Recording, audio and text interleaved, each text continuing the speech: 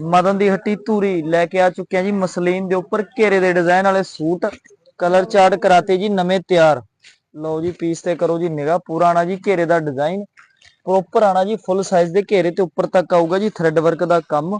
ਤੇ ਨਾਲ ਦੁਪੱਟੇ ਹੈਗੇ ਨੇ ਜੀ ਬਹੁਤ ਹੀ ਵਧੀਆ ਕੱਢੇ ਹੋਏ, ਫੁੱਲ ਸਾਈਜ਼ ਦੇ 2.5 ਮੀਟਰ ਦੇ ਆਣੇ ਨੇ ਜੀ ਦੁਪੱਟੇ।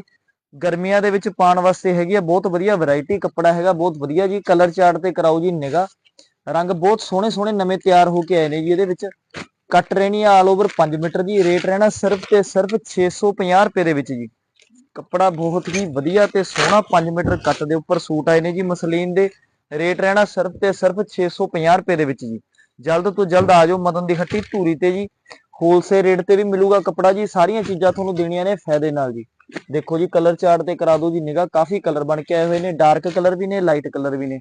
ਰੇਟ ਮਿਲਣਾ ਸਿਰਫ ਤੇ ਸਿਰਫ 650 ਰੁਪਏ ਦੇ ਵਿੱਚ ਜੀ। ਬਹੁਤ ਬਹੁਤ ਧੰਨਵਾਦ ਜੀ।